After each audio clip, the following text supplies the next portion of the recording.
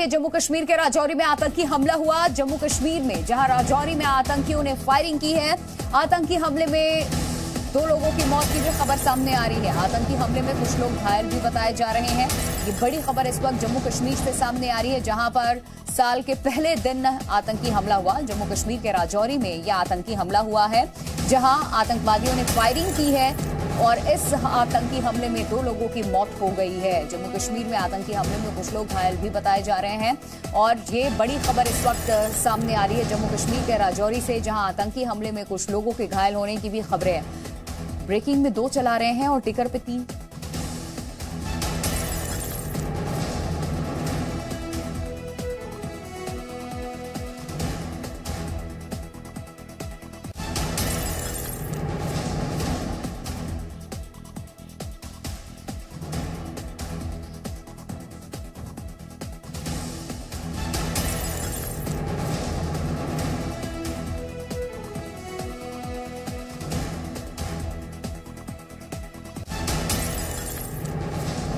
तो जम्मू कश्मीर से यह खबर, जहां आतंकी हमला हुआ, फायरिंग की है आतंकवादियों ने। जम्मू कश्मीर के राजौरी में यह आतंकी हमला हुआ है, जहां से यह खबर सामने आ रही है इस वक्त। दरअसल इस आतंकी हमले में कई लोगों के घायल होने की भी खबर है। 3 लोगों की मौत भी हो चुकी है इस आतंकी हमले में।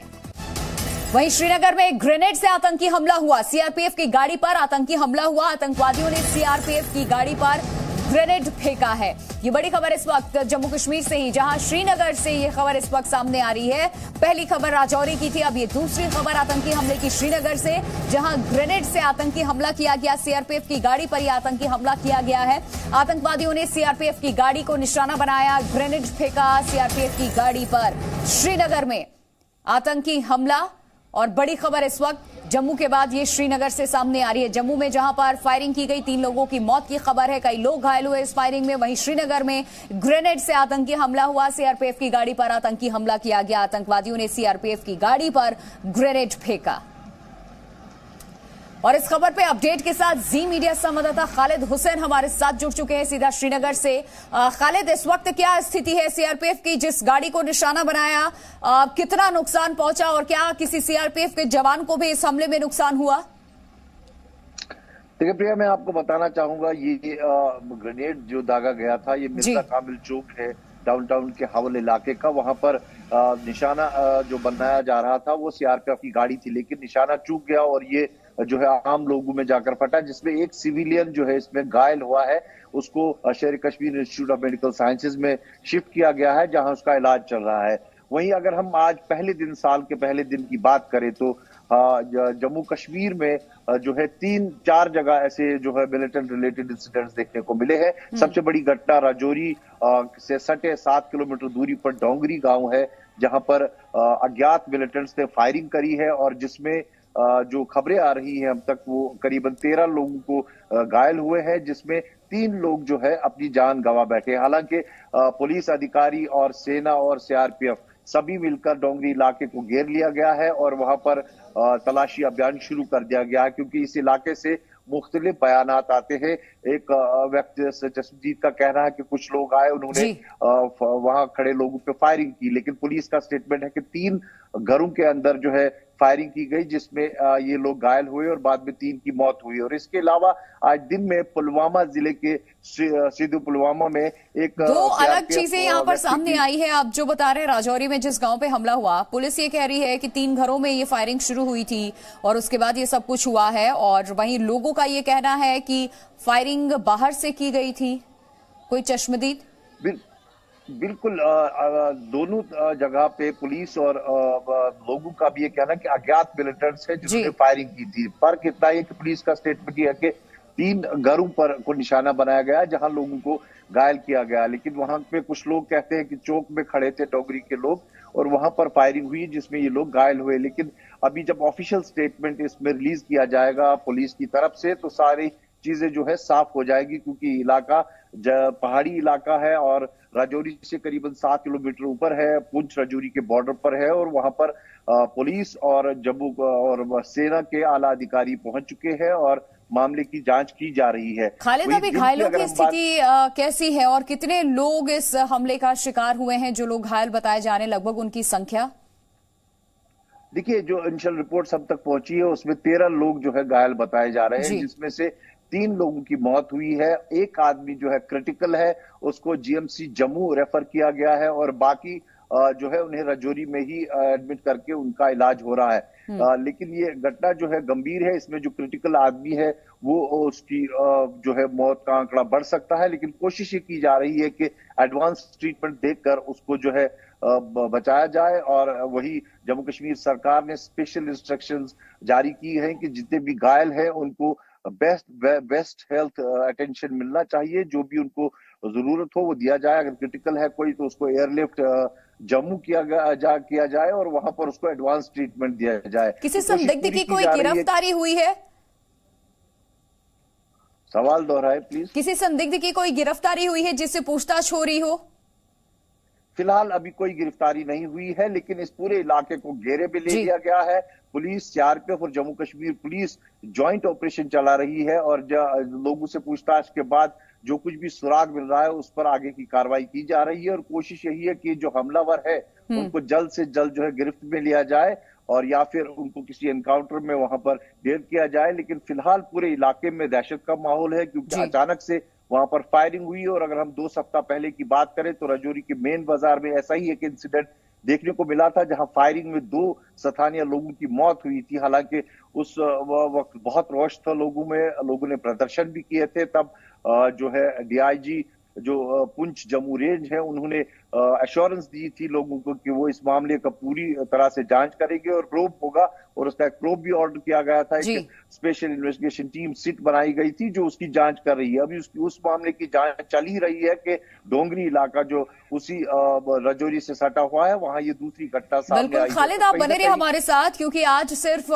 देखिए किस तरीके से रजौरी में ही नहीं श्रीनगर में भी सीआरपीएफ की गाड़ी को निशाना बनाया गया है। जो आई विटनेस है रजौरी आतंकी हमले का, वो क्या कुछ इस वक्त कह रहे हैं, पहले सुनाते हैं फिर खालिद आपका रुख करूंगी। रात तकरीबन 7 बजे का समय था। 2-3 राउंड पहले फायरिंग होती है। फायरिंग क्या होती है, हमने सोचा रूटीन की तरह यहाँ पे पटाखेबाजी भी होती है, आतिशबाजी भी होती है, तो शायद वो ही होगी। लेकिन थोड़ी ही देर बाद के सराउंडिंग एरिया से हमें काले आने लगी कि उस घर में ये बात हुई है कि 2 आदमी को गिराया गया। मैंने सोचा हो सकता है भाई कि लोकल भी अपन लोगों के पास है, शायद उन्होंने कोई की होगी। लेकिन नहीं, उसी के बाद जो है 5 मिनट के बाद दूसरे घर उसी के साथ नीचे घर था उस घर में, वहाँ भी अटैक किया गया। 2-3 घरों में बराबर जो है टारगेट किया गया। उसके बाद जब लोगों को पता चल गया कि फायरिंग हो रही है, लोगों ने अपने अपने जो गेट्स है वो बंद कर दिए, जिसके कारण जो है अभी वो जो लोग हैं वो अभी ढांगरी में घूम रहे हैं। हमने उसी टाइम पुलिस को उसी समय कॉल की पुलिस को, लेकिन अनफॉर्चुनेटली पुलिस जो है 1 घंटे तक वहाँ नहीं पहुँच पाई थी। वहाँ के जो लोकल निवासी थे उन्होंने वहाँ जाकर जो इंजर्ड थे वहाँ से उठाए और वहाँ उनको लेकर हॉस्पिटल में आए। अदरवाइज जो बाकी जो बंदे जहाँ पहुँचे हैं, 3 आदमी तो हमारे जो है मार चुके हैं। तो बाकी जो यहाँ पे पहुंचे ये लोकल आदमी थे। अगर वो नहीं होते तो मुझे लगता है कि हमारे जो डांगरी में जो 4 वो भी मार जाते। और भी पता नहीं क्या क्या अभी पीछे जो है अभी भी कॉलेज आ रही है वहाँ से लोगों की कि हमारे घरों में आकर गेटों को धक्के मारे जा। तो ये चश्मदीद को सुन रहे थे आप, रजौरी में जहां पर यह हमला हुआ है उन्होंने बताया कि क्या कुछ हुआ है। खालिद हमारे साथ लगातार बने हुए हैं। खालिद, और कोई जानकारी, क्योंकि ये बता रहे हैं जो चश्मदीद है कि 2 से 3 घर को, पहले एक घर में फायरिंग होती है, फिर 2 और घरों में फायरिंग होनी शुरू हो जाती है। टारगेट किया गया एक घर को पर्टिकुलर उस एरिया में। तो क्या ये लोग इस घर में गैर कश्मीरी थे? कौन थे ये लोग जिन्हें टारगेट किया गया? देखिए, रजौरी के निवासी थे जिनके घरों में ये किलिंग हुई है। और जैसा मैंने कहा कि पुलिस ने जो स्टेटमेंट जारी किया उसके मुताबिक 3 घरों में अज्ञात मिलिटेंट्स ने जाकर फायरिंग करी है और उसमें 13 लोग कुल घायल हुए थे, और जिनको तुरंत स्थानीय लोगों की मदद से शिफ्ट किया गया। और उनमें से अनफॉर्चुनेटली 3 की मौत हो गई है, 1 क्रिटिकल है और बाकी का इलाज रजौरी जेएमसी में चल रहा है। लेकिन इस घटना के बाद, क्योंकि ये 7 से 8 किलोमीटर दूर है मेन रजौरी टाउन से, वहां से रीइंफोर्समेंट भेजी गई है। गांव की जो पुलिस थी वो पहले स्पॉट पे पहुंची थी, उसके बाद रजौरी से रीइंफोर्समेंट और जो सेना और सीआरपीएफ वो उनकी एक कंपनी भी वहां पहुंची है। और तीनों जो सिक्योरिटी एजेंसीज हैं, जम्मू कश्मीर पुलिस, सेना, सीआरपीएफ मिलकर एक संयुक्त अभियान चला रहे हैं। ये तो घटनास्थल पर सर्च ऑपरेशन अभी जारी है। अभी तक हालांकि किसी की भी इस पूरे मामले को लेकर के गिरफ्तारी नहीं हुई है। अब बने रहिए खालिद हमारे साथ, आगे आपका रुख करूंगी मैं, क्योंकि अगली खबर भी जम्मू कश्मीर से है। पहले खबर जानिए फिर अपडेट आपको बताएंगे। जम्मू कश्मीर के पुलवामा में आतंकवादियों ने राजपुरा के पास ड्यूटी पर तैनात सीआरपीएफ जवान से सर्विस राइफल छीन ली है। इलाके की घेराबंदी करके तलाशी यहां भी की जा रही है। ये बड़ी खबर इस वक्त जम्मू कश्मीर से ही सामने आ रही है, जहां पुलवामा में आतंकवादियों ने राजपुरा के पास ड्यूटी पर तैनात सीआरपीएफ के जवान से सर्विस राइफल छीन ली। और आपको बता दें कि इलाके की घेराबंदी करके तलाशी यहां भी ली जा रही है। ये बड़ी खबर जम्मू कश्मीर से। खालिद लगातार हमारे साथ बने हुए हैं। जम्मू कश्मीर के पुलवामा में आतंकवादियों ने राजपुरा के पास ड्यूटी पर तैनात सीआरपीएफ जवान से सर्विस राइफल छीन ली है। बड़ी साजिश क्या पुलवामा में यहां पर की जा रही है। जवान की राइफल लेकर के आतंकी भागे हैं। सेना का सर्च ऑपरेशन भी जारी है और हर आने जाने वाले की यहां चेकिंग की जा रही है। नाकाबंदी पूरे इलाके में की गई है। पुलवामा की यह घटना इस वक्त जहां सीआरपीएफ के एक जवान से उसके राइफल को छीन करके भागे हैं आतंकी। इलाके की घेराबंदी करके तलाशी ली जा रही है। 3 तस्वीरें आप देख रहे हैं पुलवामा की, जहां पर बड़ी साजिश क्या यहां अंजाम दिया जा रहा है। इस तरीके से आतंकी आते हैं और सीआरपीएफ के एक जवान के राइफल को छीन करके भाग जाते हैं। वो जवान जो ड्यूटी पर तैनात था। खालिद का रुख कर लेते हैं। खालिद, इस पूरे मामले को लेकर के कुछ अपडेट किसी की इस खबर पे, इस मामले में कोई गिरफ्तारी हुई है?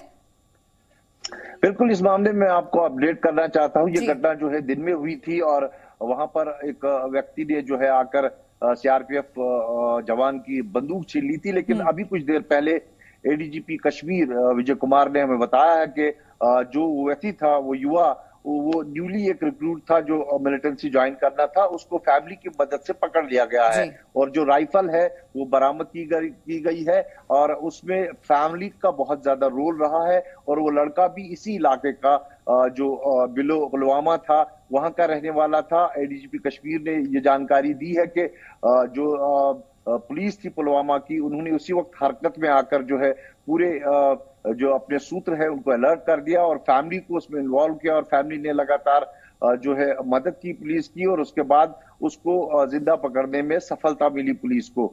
वो एक नया ही न्यूली रिक्रूट था और अगर वो आज वापस नहीं आता तो एक और जो है मिलिटेंट फिर यहाँ पर शामिल हो जाता। लेकिन उसने फैमिली की अपील सुनकर जो है सरेंडर किया और जो बंदूक है छीनी थी वो वापस दे दी है। और फिलहाल वो अपने घर वालों के पास उसको रखा गया है। लेकिन इस मामले में केस दर्ज करके उससे पूछताछ चल रही है कि आखिर किस संगठन ने उसको इस बात के लिए कहा था और वो किस संगठन को ज्वाइन करने वाला था, कौन OGWs है जो उनको उसको अप्रोच कर रहे थे।